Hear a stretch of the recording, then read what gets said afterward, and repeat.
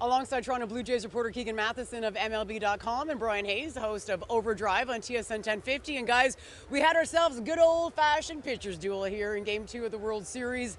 A 1-1 tie going into the 7th inning. And Kevin Gausman gave up that early run in the first, but he settled right in, retired the next 17 batters he faced. The score did not go the Blue Jays' way, Keegan, but can you live with the decision to keep him in as long as they did? I can. I liked it in the moment, Jen, and I don't believe in going back on that just because of the result. Kevin Gausman looked really good, and he had a bit of an edge to himself as well. Right from when he walked out these bullpen doors and walked in, you could tell that something was different in his first World Series start. I loved how Gausman looked. He was efficient. If they had have taken him out and it went wrong this way, the boos would have been crazy. That's all we're talking about right now. Absolutely, and both of us have played the old guy yelling about we want to see these starters go deep in the game, and guess what the Dodgers do? They allow it to happen, and Gausman was basically perfect up until that one mistake, and Will Smith hit that ball to the moon. I mean, it quickly made you realize, all of us in this building realize, okay, that's a mistake. He got hit.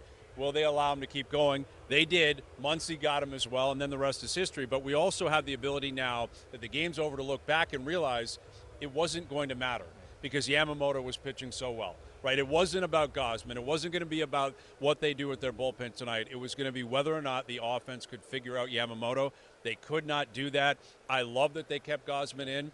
They have a history of overthinking, a reputation of overplanning. I hope this doesn't trigger that into the future, where if you get a replicate in Game 3, Game 4, let them cook, right? As the kids are saying these days, let the starter cook. I think it was the right play in the moment. I still believe that right now. It feels almost like a wasted effort, though, because it was such a great effort from Kevin Gausman, and it results in a loss for the Blue Jays. Because as good as Gausman was, Yoshinobu Yamamoto was that much better. This guy now coming off back-to-back complete games in the postseason. It's virtually unheard of.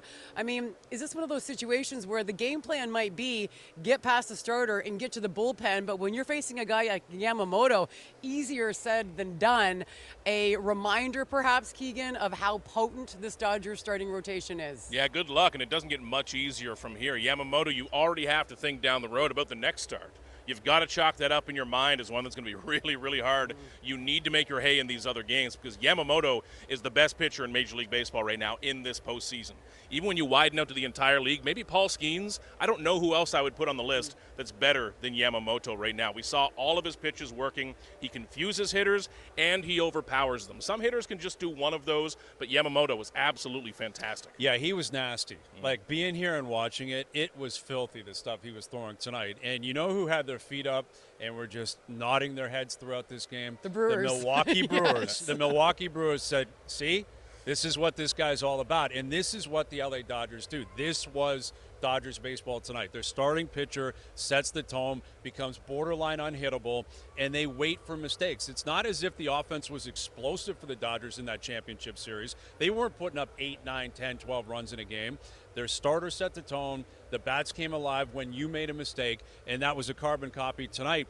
What was obvious in Game 1 was that Snell couldn't pull his weight, and the Jays made him pounce. The Dodgers had to go to the bullpen. They got to figure that out moving forward. Glasnow is not Yamamoto, but he's still really, really good. Ohtani, they're going to see in Game 4. Really, really good. You know what the Dodgers want to do. The Blue Jays have to find a way to break through it. Game 3 starter for the Toronto Blue Jays will be Max Scherzer. And when John Schneider had his availability before this game, he was asked, did you tell Max Scherzer he was starting Game 3, or did Max Scherzer tell you he was starting Game 3, which got a chuckle. But it will be Max in Game 3, and Shane Bieber will start Game 4, which is a flip from what it was in the championship series in Seattle. What is the thinking then, having Max now pitch the first game on the road? I like this move, Jen, because I think this move is as much about how you want to set up this rotation for potential Game 7. Who do you want to start? Maybe 2 more times. Scherzer has been better than Bieber. Coming into this postseason, I thought that Bieber would be that guy. He hasn't been. 2 of his 3 outings have not been good enough, even going back to in New York, and they haven't gone deep enough. That would really mess with this bullpen. But this move allows Max Scherzer to line up for potential Game 7, which would be big, and it would be right here. Now, you're betting on the adrenaline with Max Scherzer. John Schneider did a great Scherzer impression in his office earlier today. His eyes were out to here. He was talking 10 miles an hour and sweating. But it's amazing to see what Max Scherzer is still pulling out of his body at 41. He needs to keep the adrenaline going. Yeah, I think you nailed nailed it there. He's been better than Bieber. We've only seen the one start, right? But it was better outside of Game 3 against Seattle, where Bieber was good. He recovered after that, the first damage that Seattle put on the board in that first inning. But Bieber hasn't had his elite stuff. Yeah. Scherzer has, and it's about shortening the series if you can. You got to go into Game 3. It's going to be a crazy atmosphere there. Bieber's not a kid. But there's no one with more veteran savvy than Max Scherzer. So Scherzer will be prepared for it, and you're trying to win a ball game. Who is your best option to do that? I think it's Scherzer over Bieber. There could be a little extra hostility towards Scherzer in Game 3 because, as you know, he does have some history with the Dodgers. He was acquired by the Dodgers at the trade deadline in 2021 to help them win a World Series. Scherzer was supposed to pitch Game 6 of the NLCS that season. He pulled out of his start with a tired arm. They lost that game. As a result, they lost that series, and there is still some lingering resentment among the Dodgers faithful.